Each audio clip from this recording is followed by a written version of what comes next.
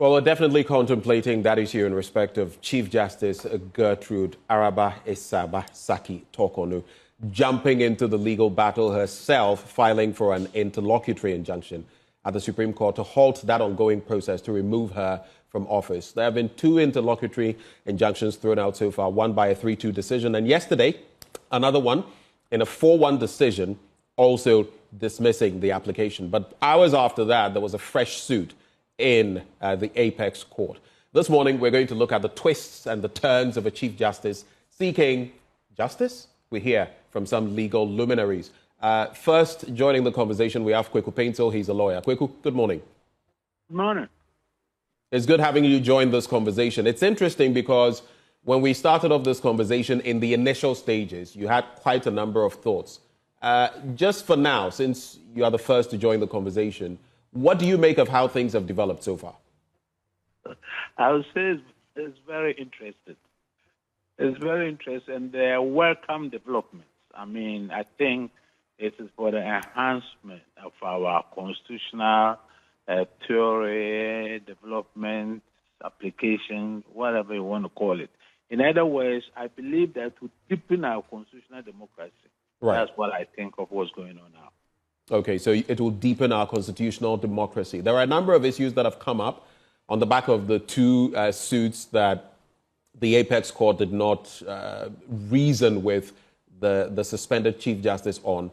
But if you look at this third one and the reliefs, the remedies that are sought, about 16 of them from the chambers of Godfrey Abuadame, what do you make of that as well? Oh, I consider them very interesting, very challenging, and very engaging, because it is actually an attempt to get the Supreme Court to reflect upon our Constitution at the time that it was made, developments that have transpired thereafter, and whether the Constitution must be steeped in the grounds of 1992, when all these issues of internet and diverse information, wherever, was hardly an issue. And now, when you file a process, it is transmitted worldwide. And against the background of the supposed secrecy that processes and proceedings in the courts were supposed to be conducted, against now that you file a process, everybody hears whether indeed there's a continuing need or justification for us to bind ourselves with the constitutional dictates or the requirement which intended that certain things must be done in utmost secrecy until the outcome or the results or the judgment. So that's the issue that is really now engaging our attention, whether there's a justification for anybody insisting that things must be done in camera, when before the camera hearing, everybody knows what is outside. It's a joke. I mean, that's my view. It's a complete joke for us to pretend that in the era that we find ourselves, anything can be done in secrecy at all. That anything can be done in secrecy, but just because you made mention of that point, what does the Constitution say? No, the law is clear, at least it's found in the Constitution. I'm not quoting provisions and whatever, but I'm very familiar with these things, that this type of proceedings ought to be heard in camera. And by camera hearing, it means that beyond and besides the persons and the judges who are directly involved, nobody must see the processes, nobody must comment on the processes, nobody must have a way of knowing what is going on, kind of. But that's very funny if you just oppose it into this, realities. So do you think the existing realities, just before Sweetie comes in, the existing realities would be conducive for a public hearing of this nature? I honestly believe so, because everything is out in the press. Everything. Everything. So therefore, the pretense or the attempt to have an in-camera hearing is a joke. I mean, it's a joke. It's something that we are all pretending about. And I honestly believe that the request by the Chief Justice to have this matter heard, for everybody to know what is going on, to bring out into the public domain everything. So that at the end of the day, justice is for the people and by the people. Justice is for them. Everything that we do in the court is intended to buttress and to deepen their faith in our democracy. And indeed, I mean, the traditional rule against public hearings, where in matters that affect public decency, in other words, I mean, sexual, whatever, suits and the rape and things like that. But even now, judges are hearing some of these things in the public. I mean, everything has changed over time. And I think that at the time that the 1992 Constitution, we may go back to 1992, see the background from which we came from and all of that. And in 1992, I don't even know, I don't believe 1992 I was an adult. I don't believe there was anything called internet. I don't believe there was anybody who contemplated, anticipated that time is going to come that anything can be broadcast from America to Ghana through, I mean, text and stuff like that. So, to the extent that we have a constitution that captured the events of 1992, it's about time that we told ourselves that any attempt by anybody to hold on to the forms and the substance of things in 1992 is a big joke. I mean, that's the long and short. And I understand Dami's application to reflect this sentiment, this feeling, that it's about time, even if the Constitution said it, everybody knows what is going on. Everything has been published. Look at the commentary. Indeed, as a matter of law, even all the publications that the people are making, it's against the constitutional provision itself. So what is the pretense? I mean, why do we say that these things have to be done in camera when everybody is commenting, everybody is talking about it, when even matters that are in court, traditionally, they are not for public discussion. They are not for public commentary. So what is it that we cannot do by not hearing this matter in public? It's interesting. People will stretch it and ask you to what extent can't the public discuss it and what exactly are the stipulations of the Constitution. But, Sweetie. Yes, and Mr. Pencil, I mean, aside that one demand for in-camera hearing or not, a lot of arguments pouring in suggest that the Chief Justice's move to go to the Supreme Court backed by lawyers is a, quote, provocation. And I'm quoting former director of Ghana School of Law, Kweku Ansasari. He said the move is a provocation that flies in the face of constitutional governance. To which he's saying that she should have gone to the Judicial Council, not go to the Supreme Court backed by lawyers. Help me understand what's going on here. You know, I found Kweku Ansasari's commentary very interesting. I mean, I find it very interesting. You know, life is dictated by circumstances, by things that are going on. And I don't even understand Kweku Ansasari's position at all. Because her office is at stake. It is true we've got a General Legal Council that has got a way of resolving matters.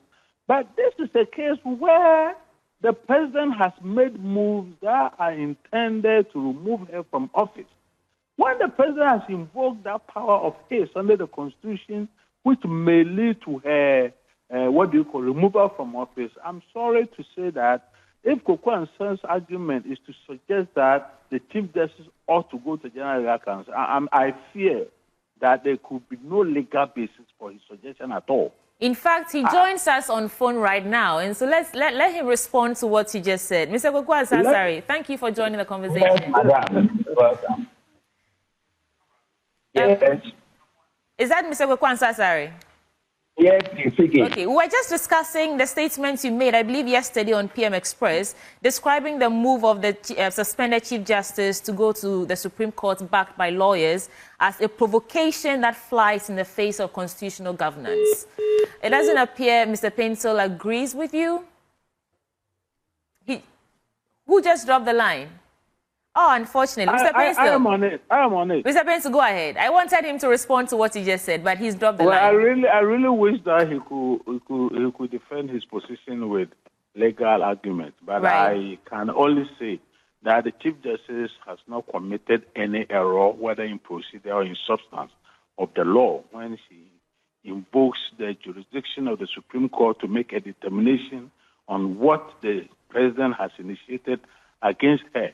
If at all, at the end of the day, when the Supreme Court delivered itself of its judgment in this matter, if for no reason at all, to serve as a precedent so that to guide us all, or to guide all of us as to any future course. Don't forget that this is the first time that there has been any move under the 1992 Constitution to remove the Chief Justice from power. And therefore, as far as the legal precedence is concerned, within our jurisdiction, I would say that it's without precedent. But what happens in what's going on will serve as a great lesson for all of us. So for that reason alone, I think that there is some basis for the Chief Justice's action. Okay. And Mr. Pencil, that's a great point to land because we have Mr. Kweku-Anzah-Asare back online. So, Mr. Kweku-Anzah-Asare, Mr. Pencil disagrees with you. Your response? Good morning. The question is, you said that the Chief Justice should not have gone to the Chief Justice's move, going to the Supreme Court backed by lawyers, is a calculated attempt to frustrate the committee's work. Mr. Kweku-Pencil disagrees with you that there's no basis, there's nothing wrong. The process that the Chief Justice has employed so far, there's nothing wrong with what she's done. So help us understand your point. What you are calling a provocation that flies in the face of constitutional governance. What do you mean by that?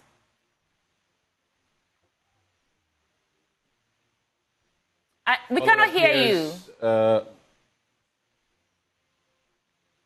Please unmute if you are muted.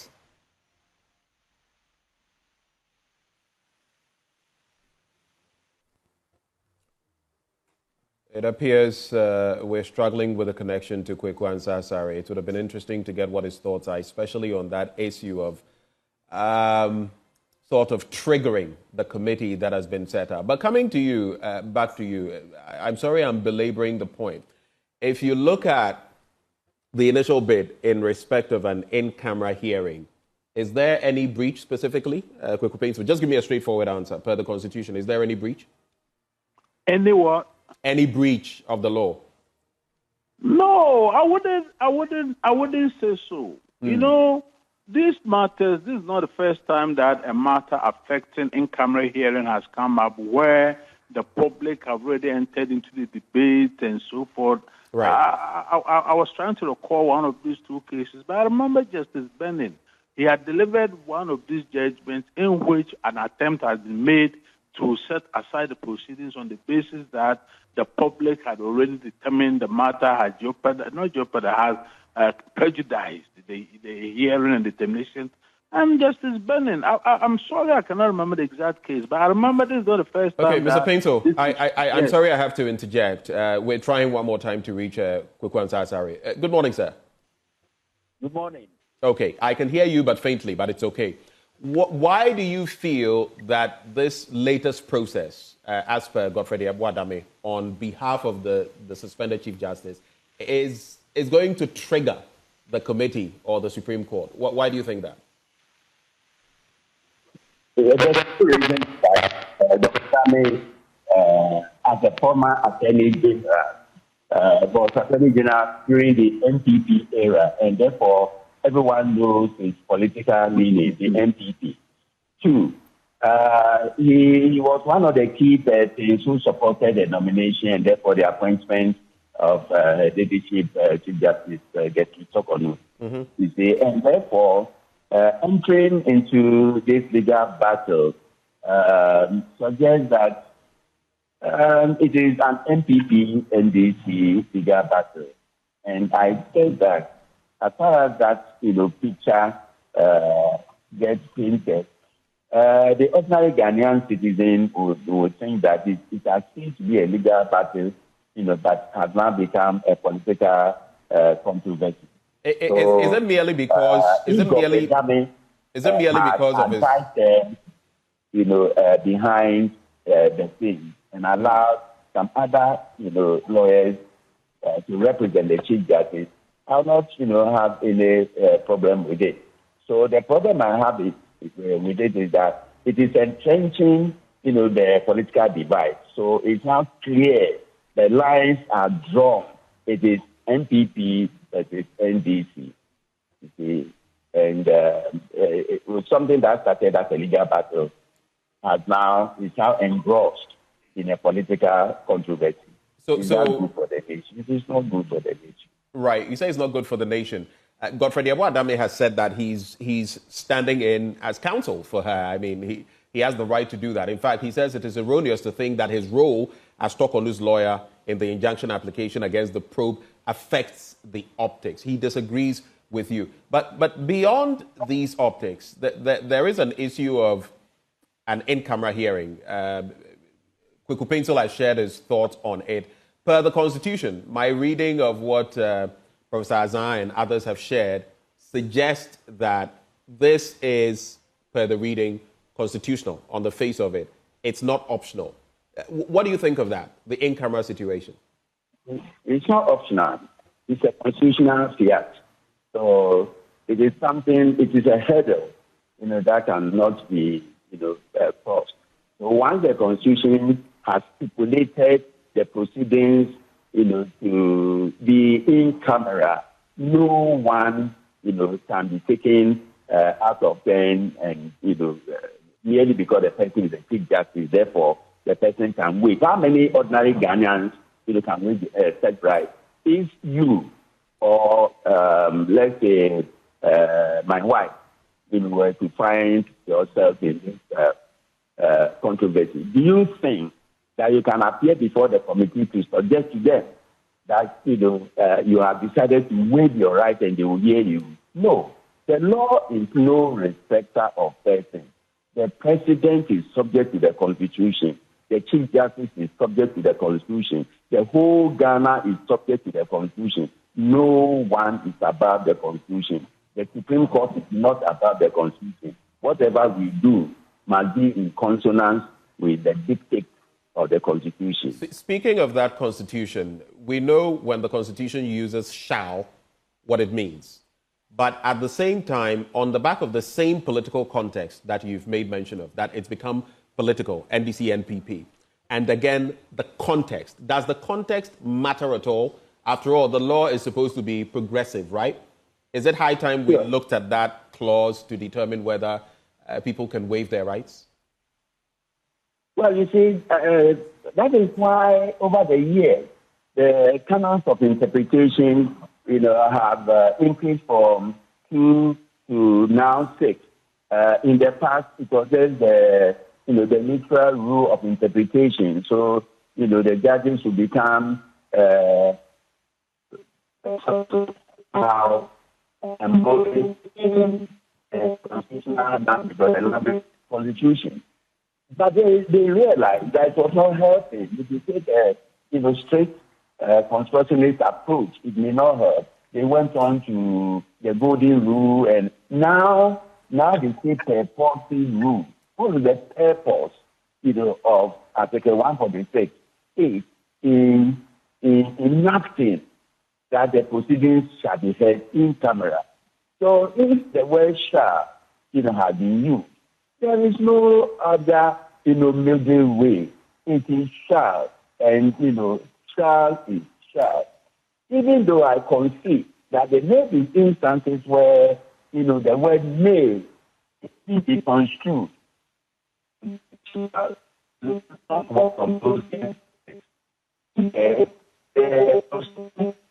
The 125 have, made it quite clear that citizens can, participate in the administration of justice, and we are participating in it. But the same Constitution, says that when it comes to certain matters, such as the one, at hand, the proceedings shall be heard in camera. You have no choice.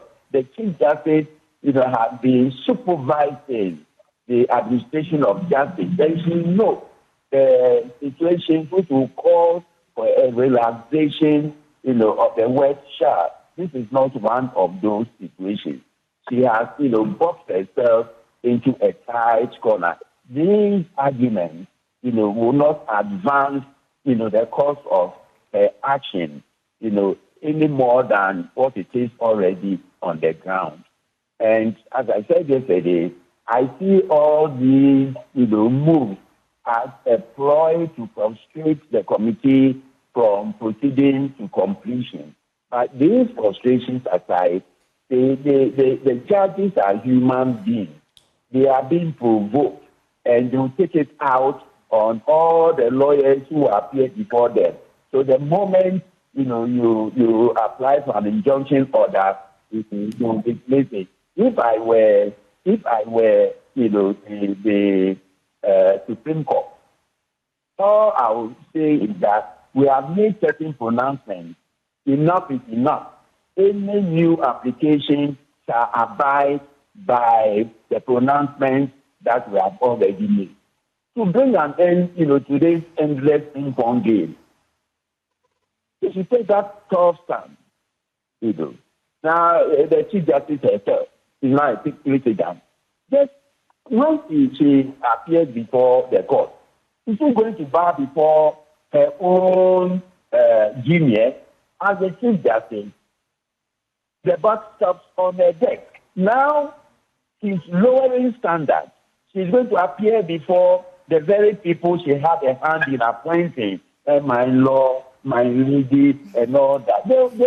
People will be sitting on the bed. They'll be laughing at her without her knowing. And I'm saying that this is not, what we asked for. We did not go, to court to be ridiculed or humiliated. But now that, the stakes are high, by virtue of what she has herself done, it means she has slammed the door behind her. She's taking the key away, even if the petitions succeed. She will find it difficult to reopen the front door to enter. Just clarify for me, are you saying she's gone beyond the point of return with this interlocutory injunction she's seeking? Has she gone beyond the point of return? Pardon? Has she gone beyond the point of return with this latest interlocutory injunction she's seeking? Sure. Okay. Sure. All right. She's closed the door.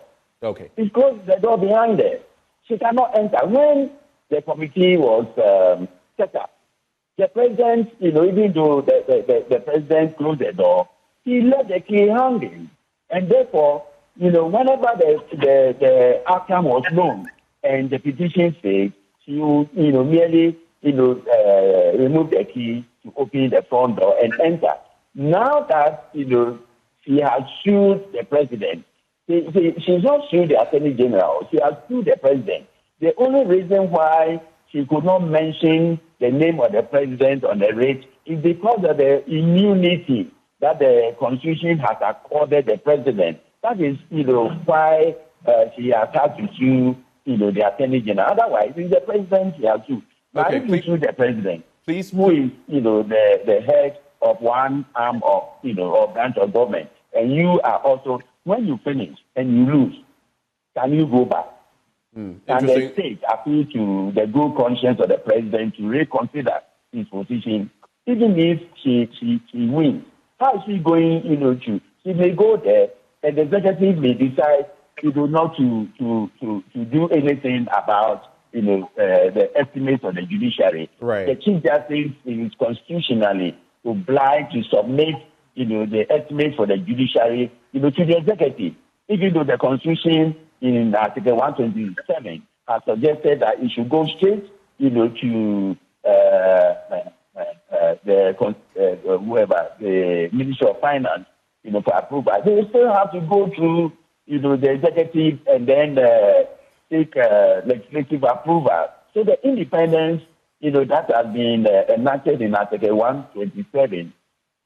Theoretically, yes, but practically, there's some diminution there. Right. So the independence, financial independence of the judiciary, since 1992, has remained, on paper.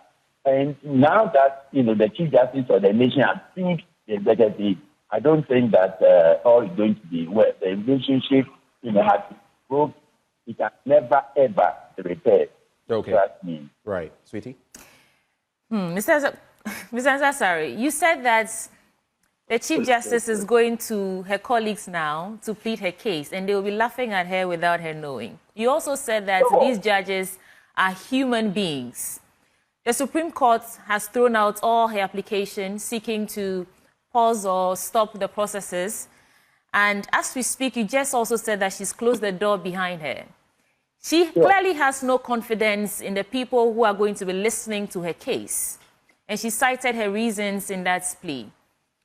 Does it mean that as we speak, there is no way we see the Chief Justice coming back to assume that office? I mean, coming back from that suspension, from where you sit? I mean, in our local parlance, they will say that she started herself. She has started herself. You see, without her knowing so, she has started herself. Now, the objections she's raising, similar or identical objections have been raised in Wilson and Apalu. And if the Lady Chief Justice and the lawyers who only care to go and reread Wilson and Apalu, I mean JSC, it will make it quite clear that the rule against judicial bias is not cast in stone. All right. Just that the moment you say that there's some bias, then you win. No. There are situations where the presence of disqualifying elements under the rule against judicial bias will not render the adjudicator incompetent to sit. This is the law. This is what NEJA laid out. So when the Supreme Court spoke by the voice of NEJSC in Milton Apalu, they laid down the threshold. That threshold has ever since remained the rule or the principle. Okay, Mr. Sassari, let's hear Mr. Penstow's take on the matter as well. Mr. Penstow, so this is what... I would say that I'm totally shocked by the submissions that have been made by Mr. Sassari. I'm so much shocked. How could the former director of the law school, a teacher of the law, speak the way he What is the element of shock for you? What did he say exactly that doesn't sit well with you? That if we're a Chief Justice and you go to court, you have either descended lower, or that if you go to court, your case has been cast out in a way that will not permit the court to weigh and reflect upon the substance of the case, which is the meaning that I'm making out of what he's saying. And I'm totally surprised that a person's case is made on the basis merely of your position and the fact that, contrary to his view, she has gone to court to have her matters adjudicated upon as a former Chief Justice, and so what? I'm totally surprised. The impression is that the court makes up its mind not based on the merit of the matter before it, but based on factors which are, in my opinion, very irrelevant, and I don't understand him at all. So you are hopeful that the Chief Justice has not, in fact, crossed the point of no return? I'm surprised that he can say that. No, I'm asking if you are hopeful that the Chief Justice can come back from the suspension. There's no suggestion, no intimation, no whatever at all to reach that conclusion. Okay. Because then what he's saying is that the Supreme Court, they are mindless or what? I don't even understand him. That one should take he's not even arguing on the basis of the law. Mr. Painter. On the basis of the law, A, B, or C. He's just saying merely the fact that she's gone before the court and done this and done that. That alone. Come on. No, I'm very surprised. Okay, let's allow Ansasari to explain himself. Let him give us the legal basis for his contention. You should express it like that. So, Mr. Ansasari, let's hear you out in terms of the legal backing for your submissions. I was saying that I read the legal backing. I said Wilson and Apalu. But the point is that I would like my good brother to appreciate the legal point that there are ways in which the rule against judicial bias, which the Lady Chief Justice is taking to rely upon, are right. I'm saying that the rule against judicial bias is not something, that is cast in stone, that when you go there and you bundle it, it will be affairs. No. There are situations where the present qualifying elements under the rule will simply not render the adjudicator incompetent, to say. So if you are seeking to remove or to have Mahama and Kwame moved merely because someone saw them chatting with other persons and all that. That's not what it is bound to say. So I'm saying that rather than the Chief Justice herself descending into the arena of litigation, she could have allowed other persons to do that. Now, Kweku Pencil knows that the moment the Chief Justice, entered the courtroom, she, unlike the Attorney General, does not have audience in every court. So it is only the court that she has brought, the action that it has. And when she enters that courtroom, they are not going to accord her the dignity of the Chief Justice. That's why they will treat her, as just anyone, ordinary Ghanaian litigant. And I'm also submitting that is not good for the image of the office of the Chief Justice. The office of the Chief Justice is a very, very high, pedestal. The edifice is so strong that it is one of the pillars of our constitutional dispensation in this country. And the head of the judiciary, as enshrined in Article 125, must not be seen to be negating the court and then go back, to a position as Chief Justice. That's the point I'm making. All right. So let's pause here for a second. Mr. Painstill, so this is what he's saying. This is a moral argument. This is not a legal argument. I mean, a lawyer, he himself is a teacher of the law, former director of the Ghana School of Law, and he cannot say that for these moral reasons that is given, a Chief Justice or a former Chief Justice must not go to court. The impression is given is that our judges are activated or actuated by moral issues or whatever, and not the law that come before them. We agree that judges are human beings like we are, but let's raise the pedestal a little. Let us know that they well, so let's hear your legal backing for your counter-argument then, Mr. Painstill. No, but we go to court for the law to be pronounced. That's the long and short. So somebody who makes an argument that when you go to court, by reason of your position as a Chief Justice or former Chief Justice, you lower the bar and stuff like that, I don't know where the argument comes from. You may say those are moral arguments, not legal arguments. Well, that is your opinion, obviously. Ansar Sari disagrees with you. You are trying to suggest that somebody must not activate the law merely because of his former position. I doubt that is. I doubt that is the positioning. I think it's also premised on this. So tell me, there have been 2 interlocutory injunctions applications so far. One on her suspension, the other one on her impeachment as well. Both of them have been thrown out by the Supreme Court. That is a legal argument. How come? And that is the same court that these new matters, including these same points, are going before. Do you get now what Ansar Sari is trying to suggest? No. You see, you don't make those kind of conclusions. You don't suggest that because this application have been thrown out, every application that comes will follow the same fate. I don't believe in that. It is not how our law operates. A lawyer may only express his view or his opinion based on whatever legal arguments that he has concerning any matter appears before the court. But that cannot be a reason why someone cannot mount any action for any good reason. You may only express your view about the matter, but don't reach those conclusive points to suggest that if you follow this path also you will lose. If you are at the very best, it may be your opinion. And that's it.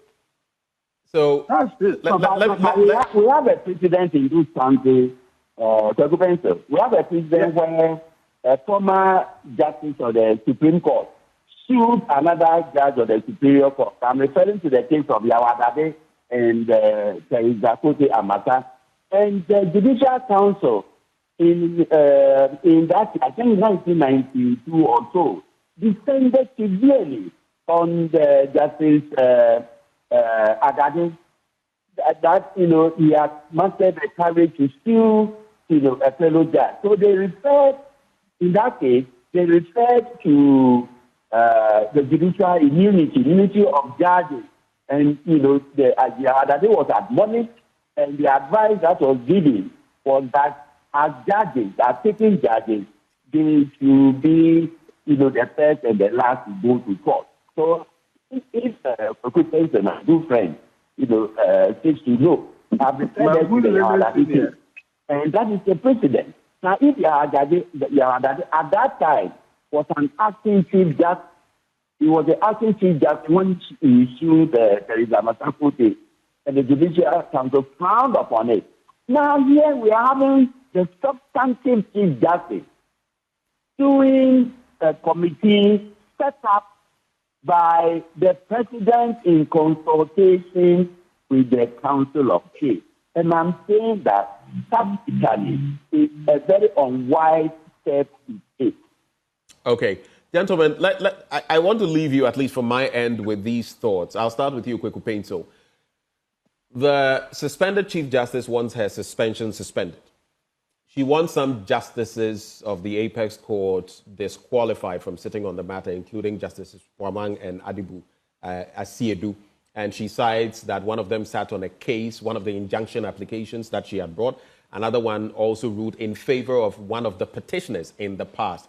The case of Justice Gayu, when the Chief Justice was still not suspended, comes to the fray. And she goes beyond that through Godfrey Dame to suggest that the committee itself, the lay members, should also go, and that, to effect, the committee's work should come to a grinding halt. With all these reliefs and approaches, what realistically do you think would happen in the Apex Court, looking at these reliefs that have been sought?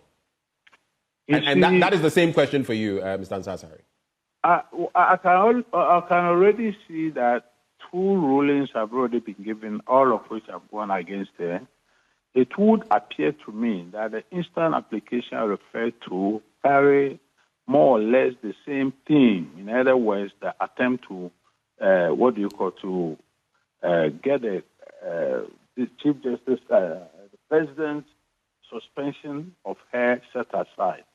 And sometimes, looking at the trends, a lawyer may conclude that they may reach the same conclusion as they reached in the first 2 instances. But let me put it this way, that when we go to court, we want something to serve as a record that may guide the future.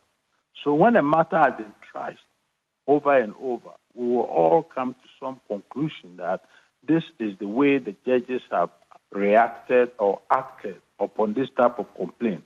And there can never be anything wrong with it. But I will say that once those applications have been filed, let us hear what the Supreme Court will say. Even if we suspect or believe or reckon that on the basis of the 2 LA rulings, they may reach the same conclusion. That's all I want to say. All right. Ms. Ansasari. Okay, thank you very much. I would say that first, the CJ's action is, I'll describe that as one of the bad behaviors for which the Judicial Council was set up to always ensure that the Chief Justice will not behave herself badly. Secondly, the law of karma. I'm glad you mentioned the Gao case.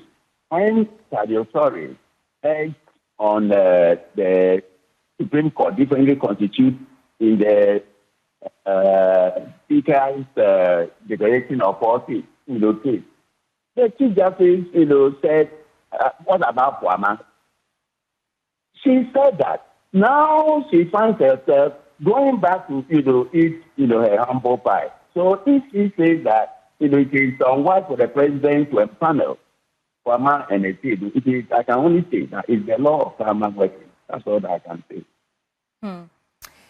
Gentlemen, thank you for your time. I mean, you're both legal analysts, and these analyses for me raise questions about the independence of the judiciary and the executive authority and the 1990 Constitution. But this is where we are. So what's the best case scenario and worst case scenario now that the applications have been thrown out by the Supreme Court? That's my final question. Mr. Kweku Painsil. I think we've lost all our guests. Well, Kweku Painsil is a private legal practitioner, and Kweku Ansasari is former director, Ghana School of Law School, and they joined us. And if